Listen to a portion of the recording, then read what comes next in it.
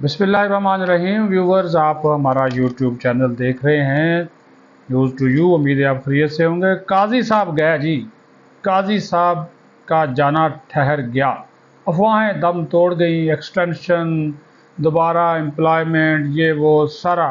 काजी साहब नहीं जाएंगे, काजी साहब जा रहे हैं जी। 25 अक्टूबर को सुबह 10:30 बजे उनके एजाज़ में फुल कोर्ट रेफरेंस होगा, जिसका बाकायदा तौर पे जो आर्डर है, नोटिफिकेशन है, वो जारी कर दिया गया है।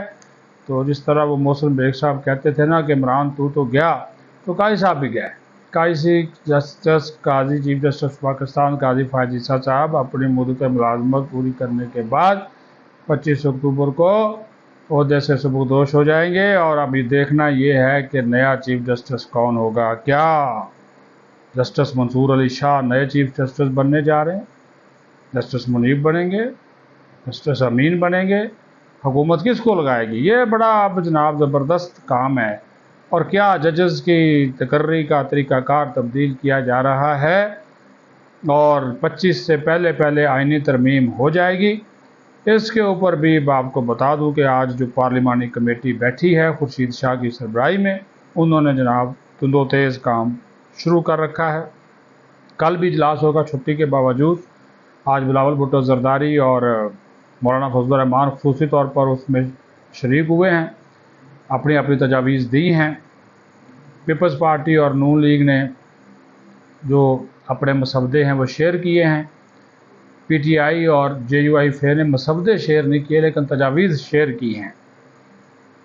वो बात मान ली गई है कि काजी साहब की दोबारा भर्ती नहीं होगी, या वो चीफ जस्टिस आइनी अदालत नहीं बनेंगे।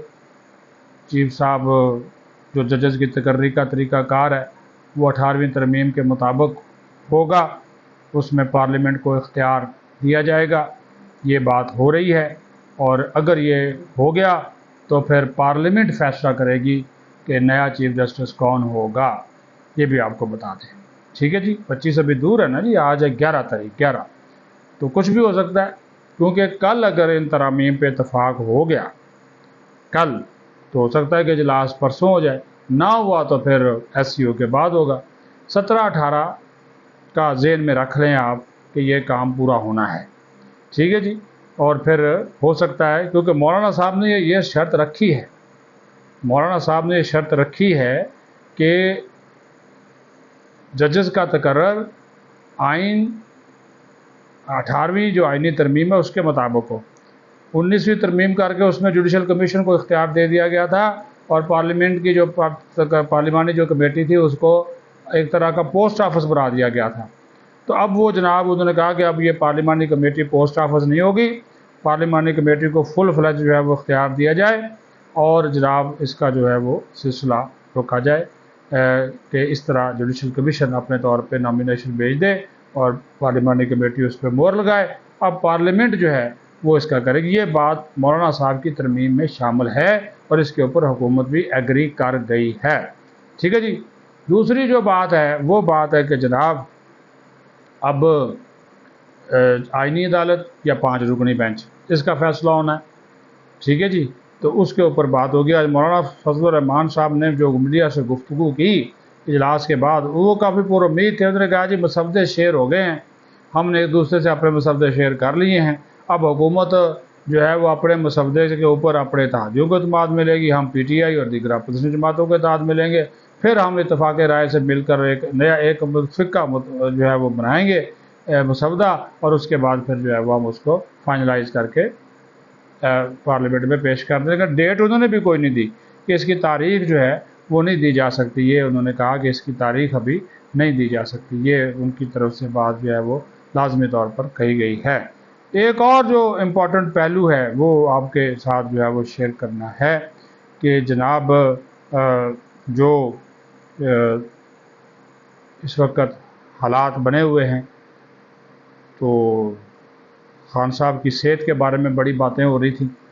राजा साहब ने भी इसके ऊपर वीलॉग किया हुआ है कि वहाँ पे वो बड़ी परेशान है, बुशरा बीबी भी, इमरान खान भी। लेकिन पता ये चला है कि उनकी सेहत अलबत्ता ठीक है, उनका शुगर लेवल भी ठीक है, उनका जो ब्लड प्रेशर है वो भी जो है वो ठीक है। तो ये कहा जा रहा है कि उनकी जो है वो सेहत जो है वो ٹھیک بتائی گئی ہے، یہ ایسی رہی کہ ان کی صحت جو ہے وہ ٹھیک نہیں ہے۔ لیکن ایک پی ٹی آئی کے لیے نئی مشکل ہے، ہاں جی، وہ نئی مشکل ہے کہ پی ٹی آئی ہو گئی ہے کنگلی، ہاں جی، دیوالیہ ہو گئی ہے، تبنچو، مال پانی، نو نتھنگ، آ ہی نہیں رہا۔ انویسٹر بھی بھاگ گئے ہیں، یہ بھی آپ کو خبر دے رہا ہوں، انویسٹر بھاگ رہے ہیں، اور اب اگر ایک نیا جلسہ کرنا پڑ جائے تو کوئی نہیں ہے، پیسہ ہی کوئی نہیں ہے۔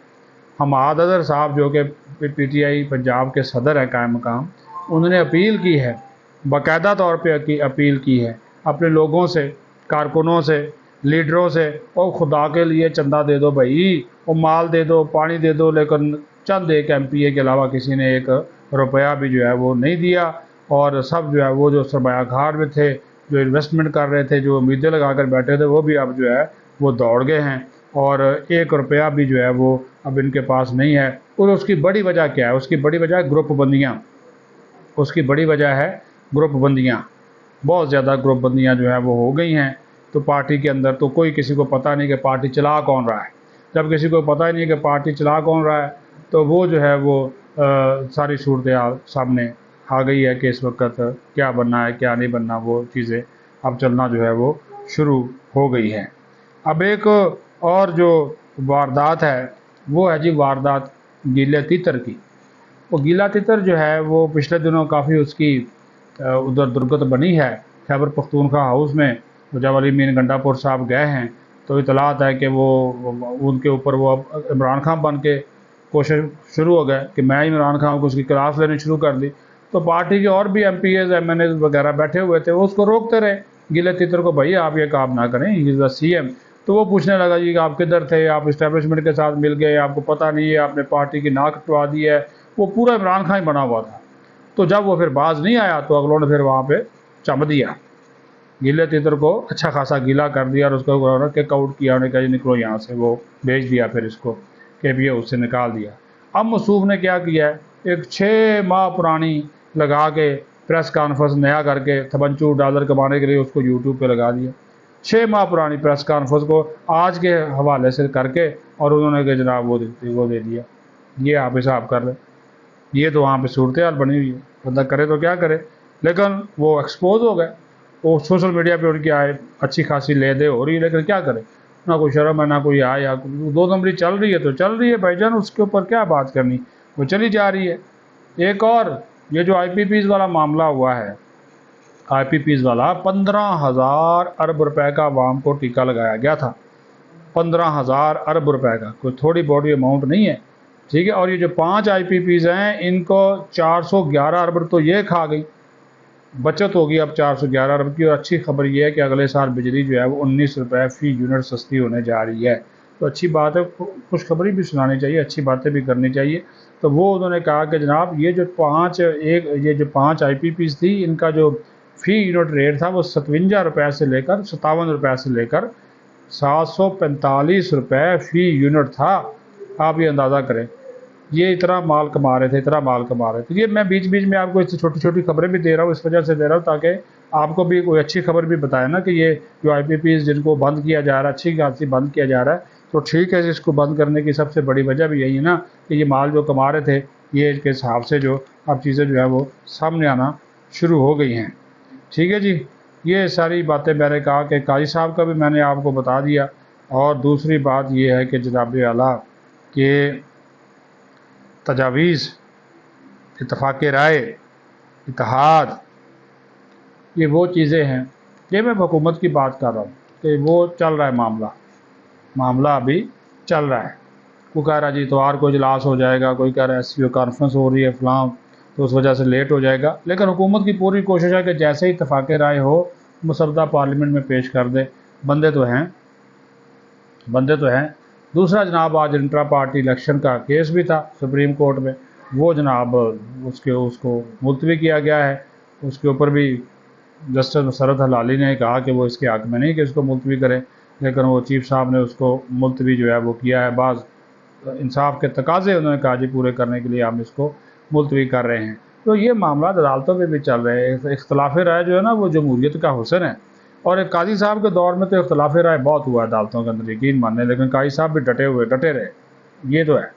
جو بھی تھا وہ انہوں نے سٹینڈ لیا ہے، ججز کے سامنے جھکے نہیں، ججز کے دباؤ میں نہیں آئے۔ یہ قاضی صاحب کو ویسے ایک جاتا ہے، ہوتا ہے نا کہ وہ دبا لیتے ہیں، لیکن یہ دبے نہیں، یہ اپنا کام کرتے رہے۔ بے شک اقلیت میں چلے گئے، اکثریت ججز جو ہے وہ پی ٹی آئی کی سائڈ لینا معذرت کے ساتھ ان کی طرف جاتی ہوئی دکھائی دی، لیکن انہوں نے جناب اس کے اوپر جو ہے وہ اپنا ایک سٹینڈ لیا، اور اس سٹینڈ لینے کی وجہ سے ان کو جو ہے وہ کافی تنقید کا نشانہ، ٹرولنگ ہوئی، لیکن اس سے بھی وہ ٹرولنگ کی باتیں بھی کرتے رہے۔